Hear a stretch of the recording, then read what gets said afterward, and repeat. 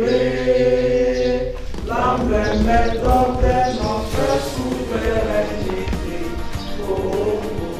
Donc bénis les aïeux au pays bien-aimés. Nous préférons consoler, nous assurerons la grandeur. Prends des joies au doux soleil, prends des joies du pain des joies, et nous allons à notre postérité pour toujours. Oui, nous passons à l'autre phase, là nous devons maintenir la main droite en l'air pour réciter le serment du citoyen. Serment du citoyen. Moi, je jure servir en toute circonstance, avec fidélité et loyauté, la République démocratique du Congo, d'aimer et de respecter mes compatriotes, et de protéger le bien commun et de promouvoir l'unité et la fraternité nationale. Je voudrais placer juste un mot en début de cette séance de renforcement des capacités de tous les personnels enseignants du complexe scolaire socio-économique. Avant toute chose, je voudrais aussi réitérer d'abord premièrement notre gratitude à l'égard du promoteur, le reverend pasteur Désiré Mbaye, dans sa vision d'éducation holistique, parce que je voudrais que les enfants, les apprenants qui sont à l'école socio-économique reçoivent une formation intégrale, une formation de l'homme tout entier, de l'être entier. Alors c'est dans cet objectif qui ne cesse de nous bousculer, ça et là, pour que nous puissions garantir cette formation-là, mais en donnant aux enfants ce qu'il faut. Mais pour que l'enfant reçoive ce qu'il faut, il faudra que l'enseignant est censé lui donner des leçons, puisse recevoir aussi ce qu'il faut. Il était nécessaire pour nous d'organiser cette session de renforcement des capacités sur principalement 3 matières. Nous allons aborder en premier lieu la didactique de discipline et la didactique générale et leur application au sein d'une école primaire et d'une école maternelle. Ça sera la première matière. La deuxième matière va porter sur les programmes nationaux dans sa version révisée de 2011. Et la troisième matière va porter sur la fabrication des matériels didactiques et leur utilisation dans les leçons. Évidemment, toutes ces matières vont s'appliquer au niveau de l'école maternelle, mais aussi au niveau de l'école primaire. C'est un peu ça, les contenus de notre agenda de cette session de formation. Mais déjà, avant que je ne passe la parole au premier intervenant, je voudrais d'abord les présenter. Nous avons aujourd'hui la grâce de recevoir 2 grandes personnalités dans le domaine de l'enseignement. À ma droite, nous avons l'inspecteur Bruno Machata, qui est tenu debout. On va aussi le recevoir. C'est l'inspecteur, il œuvre au niveau du pôle d'éducation avec l'INSPOL qui représente valablement. Merci pour des places. Et après lui, nous avons le professeur Patrick Chilunga. Il est expert, il est psychologue, il est expert en sciences de l'éducation, mais je voudrais me limiter par là parce que le CV est assez long comme un bras. Alors je voudrais le demander ce que c'est pour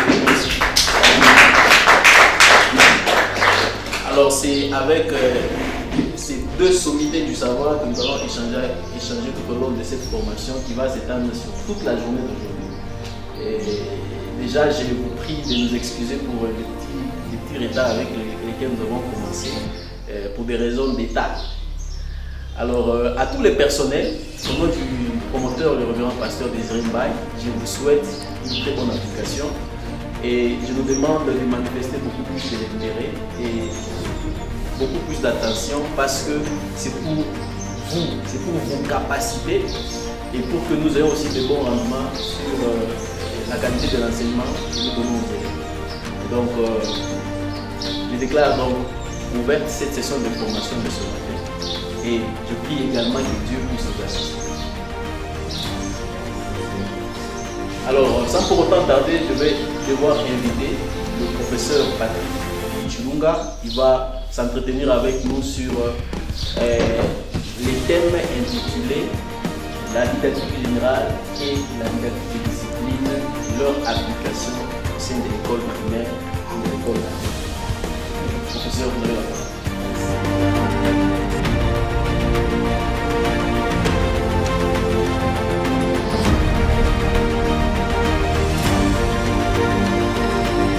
Pédagogie, la psychologie sont des sciences humaines. La psychologie étudie l'homme au point de vue psychologique.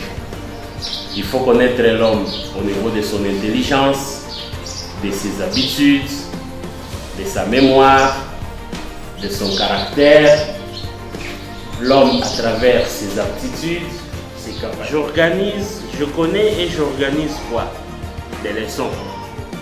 Toutes les leçons que nous donnons, aussi bien des leçons de géo, d'histoire, de maths, de français et autres, toutes ces leçons sont soit des leçons intuitives, soit analytiques, soit inductives, soit pratiques ou des leçons d'application. Mais quand j'aurai fini à organiser ces leçons à l'aide des stratégies psychopédagogiques, je dois organiser les évaluations qui peuvent être soit continues, soit finales, ici en insistant sur les objectifs assignés à chaque cours, à chaque chapitre du cours, à chaque point du cours, à chaque élément enseigné en classe. Là, vous avez des objectifs comme ça, généraux, intermédiaires, spécifiques, opérationnels. On va revenir là-dedans. Cet enfant innocent que les parents nous amènent. Le parent est très occupé, il est à la recherche d'argent. C'est un motard, c'est un chauffeur, il est enseignant comme nous, il est agent Gécamine, il travaille dans une entreprise industrielle, il n'a pas de temps de s'occuper de l'enfant. Il nous le confie, nous techniciens de l'éducation, nous praticiens de la pédagogie. Et cet enfant que nous recevons, nous devons tout faire pour qu'il soit l'output attendu. Un output attendu, c'est un être qui vit sous le soleil et qui est vivable. On ne peut pas être enseignant d'un élève plus tard et grand voleur de chemin. Là, nous allons commencer à nous cacher. Non, on nous dit qu'il a étudié dans votre classe. Oh non, je ne le reconnais pas celui-là. On va faire comme Pierre pour Jésus, mais pour rien. C'est ici où nous devons apprendre à l'enfant. Voler dans notre société, ce n'est pas bien. Injurier, ce n'est pas bien. Être plus habité par l'orgueil, être tenté par des injures, etc., ce n'est pas bien. À travers les enseignements que nous organisons. Éducation à la citoyenneté, civisme et développement, éducation à la vie, morale, etc., etc. Et même en maths, on peut extraire des notions morales. On vous envoie au marché avec 2000 francs. Vous achetez les effets, il vous reste l'argent. Combien d'argent? Il me reste 500. L'enfant connaît ce que l'on appelle la soustraction. Mais l'extrait moral, c'est quoi? Les 500 là, il faut les ramener à la maison. Déjà en maths, nous avons des notions d'extrait moral de ne pas voler, ne pas prendre ce qui ne vous appartient pas. Ou alors prendre avec autorisation des parents. Oui, lui aussi, il veut à ce que les instructions soient scrupuleusement respectées. Mais bon, alors ça fait déjà, ça crée déjà un choc. Alors c'est pour ça que je souhaitais d'abord me soumettre au professeur, psychologue et expert en sciences de l'éducation pour des recommandations équilibrées parce qu'à notre niveau, visiblement, nous n'allons pas trouver des solutions parce que l'inspecteur, il récolte les difficultés des enseignants. Les enseignants n'ont pas de solutions, ils posent des difficultés à la direction. La direction n'a pas de solutions. J'appelle l'inspecteur. L'inspecteur vient dans une formation comme celle-ci. Les difficultés lui sont remises. Lui aussi n'a pas de solution. Il doit ramener les rapports provinciaux et tout ça jusqu'à ce que ça va arriver au niveau national. Mais pour qu'il y ait un feedback, ça doit suivre le même temps. Peut-être ceux qui sont en maternelle auront déjà fini la maternelle. Ceux qui seront en primaire, peut-être qu'ils auront déjà fini en primaire. Quand je vois même le programme national, il a été écrit par l'ancien ministre Makerman, qui n'est plus depuis 2011. Mais on continue à suivre ces programmes ici. Nous sommes en 2012. Ça pose déjà un problème. C'est pour ça que je me disais, peut-être, je vais commencer peut-être par le professeur, qui nous fasse des recommandations pour que nous continuions, je ne dirais pas à tâtonner, à faire quelque chose sur base de ce que nous avons, et après l'inspecteur aussi pourra être compliqué. Pour qu'on fasse son travail de justifier. Les hommes passent et les institutions restent. Ce que Excellence Maker a fait, après son départ, nécessairement il ne fallait pas que l'on puisse remplacer le programme par un autre. Si ce programme est pertinent et qu'il répond aux besoins réels de notre société de manière pertinente, eh bien le programme peut continuer. Mais c'est fait que sur le terrain, il y a quelques difficultés rencontrées, éprouvées par les techniciens de l'enseignement qui sont à la base et qui manipulent ces programmes. Si ces difficultés sont formulées et adressées aux autorités qui sont ici nos inspecteurs, eux à leur niveau, ils nous disent suivez scrupuleusement, appliquez à la lettre ce qui est dit. Alors que l'application pose problème.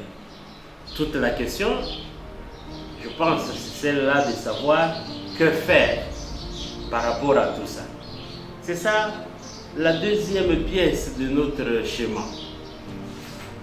Cette pièce, je peux même l'intituler la flexibilité.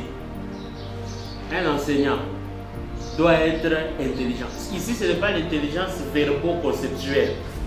Connaître les matières à enseigner et puis les enseigner correctement, la conscience et la compétence professionnelle. Mais être intelligent ici signifie qu'est-ce que je peux faire pour le bien des enfants, bien que l'inspecteur me demande ça et ça et ça. Ok, je vois ce qu'il demande. Il demande 2-3 choses. Moi, avec ce que j'ai comme souplesse d'esprit, je peux appliquer ces choses, mais autrement. C'est ça la flexibilité. Donc, messieurs les enseignants, tentons, avec les autorités que nous avons au niveau de notre établissement, d'être flexibles, mais cette flexibilité nécessite l'intelligence. Bon, vous voyez, vous avez parlé, dame, vous avez parlé de quel livre? Il y a champion. Champion 1, 2, 3, 4. Calao 1, 2, 3. Monsieur l'inspecteur nous recommande quel document? Bec. Donc vous avez sur la table plus ou moins 5 livres. Que faire? Un enseignant, c'est celui qui voudrait que son enseignement soit intuitif, intéressant, adapté que l'enseignement soit actif, qu'il y ait globalisation, qu'il y ait coordination, contact social, qu'il y ait l'actualité. Qu'est-ce que je peux faire pour que je sois au moins dans un des livres et que l'enseignement puisse tenir? C'est ça l'intelligence. Et ça vous demande que vous puissiez être le plus souple possible. C'est ce que j'appelle la flexibilité. Mais alors, cette flexibilité ne se limite pas, monsieur le directeur. Ça ne va pas se limiter à vous, l'enseignant.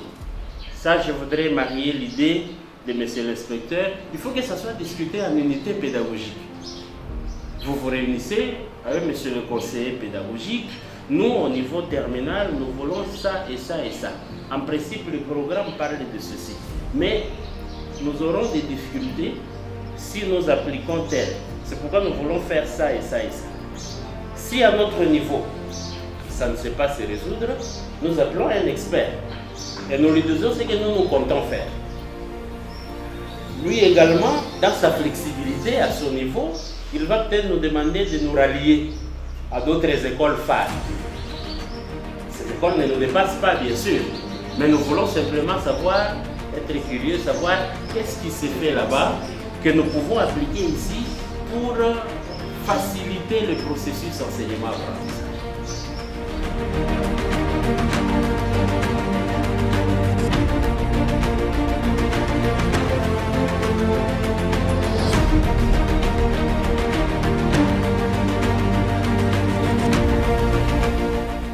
J'ai dit à mon introduction, c'est à l'enseignant d'élaborer sa prévision matière. Puisque si la prévision, vous n'aurez plus seulement à prévoir les textes et les pratiques de français, vous allez aussi intégrer les livres de français, et c'est ce qu'on utilisait depuis longtemps, n'est-ce pas? Les bêtes. Vous mélangez les bêtes. C'est comme ça, mais tout en respectant les volumes horaires de cette proposition. C'est-à-dire, j'ai dit qu'il faut aussi intégrer les textes des bêtes. Des bêtes. Si vous voyez que pour les textes là, des manuels actuels, c'est très long. Pour le moment, n'est-ce pas, nous donnons les leçons pendant 45 minutes au lieu de 30. C'est 45 minutes pour ça. Nous sommes passés de 30 à 45 minutes. On peut prendre, par exemple, pour cette semaine, vous vous limitez seulement aux deux paragraphes là. Vous pouvez limiter paragraphes. L'idée générale, vous allez la perfectionner comment? Là, vous prenez l'idée pour les deux paragraphes. L'idée de ces deux paragraphes. C'est là que vous allez limiter. Mais l'idée générale ne sera pas ressortie. Ça sera l'idée générale des deux paragraphes. Maintenant, ce qu'il faut faire, c'est quoi? En principe, il faut donner d'abord pour la première semaine. Si vous prenez un texte là, où vous choisissez les textes parmi les textes incorporés sur les manuels, vous choisissez les textes là, vous créez d'abord les textes qui sont adaptés au niveau des enfants. Et si ces textes-là se suffisent, maintenant vous recourez maintenant au texte des bêtes. Alors, pour clôturer, là je ne me comporte pas maintenant en tant que pédagogue, je me comporte en tant que manager, chef de campus. Ce qui a été fait, c'est un investissement. Ce que nous, au niveau de la direction, nous attendons de vous, c'est de voir les résultats, les observables tels qu'on a toujours. À l'issue de toutes choses, nous attendons de vous appliquer ce qui a été donné comme principe. Dès demain, il y ait des observables qui témoignent que voilà, on est passé d'un niveau A, on est monté vers un niveau B, et ainsi de suite. Déjà, demain, les oreilles doivent être retouchées quand, monsieur le CP? Est-ce qu'on ne peut pas consacrer ce travail-là, on ne peut pas consacrer l'unité pédagogique des jeudis à cette année? On peut retenir ça. Je demanderai la disponibilité et la participation de tout un chacun de nous au sujet de les oreilles. Au-delà de ça, il y a les aspects liés au matériel didactique, n'est-ce pas? Dès demain déjà, je dois avoir ces éléments. En fait, pas avoir ces éléments, mais je dois voir des signes, je dois lire des signes qui vont traduire la mise en pratique des principes qui ont été énoncés en matière de fabrication des matériaux. On a bien dit fabrication, ce n'est pas acquisition auprès de la direction. Fabrication des matériaux. Donc, vous devez être ingénieur, vous devez prendre des initiatives, vous devez pour que vous puissiez arriver à faire ça. Et vraiment, quand j'ai dit tout ce que je suis en train de dire, les CP me lient en copie pour le suivi de l'exécution de toutes ces instructions. C'est très important. Chacun oriente ses activités vers sa section, maternelle vers votre section, primaire vers votre section. C'est important. Les principes pédagogiques et les mêmes. Même à l'université, moi aussi j'ai acquis beaucoup de choses et je vais aussi les appliquer là où je vais les appliquer. Mais les cas d'application ici chez nous, c'était les deux sections pour rester dans les contextes. Donc c'est un peu ça. Ces éléments-là, je commencerai déjà à demander des feedbacks à partir de demain et la suite. Donc demain, nous reprenons le travail à partir de 7h10. On est ici. Et la prise de la session que nous faisons généralement le matin, demain, je pense que je vous avais donné déjà les horaires, n'est-ce pas, pour la rotation. Demain, serment et tout ça là, vous voyez ça. Pour que ça se passe demain, parce que c'est à la reprise, que les enfants aient quelque chose à l'esprit. On considère demain comme un lundi. Du reste, je vous remercie et à demain.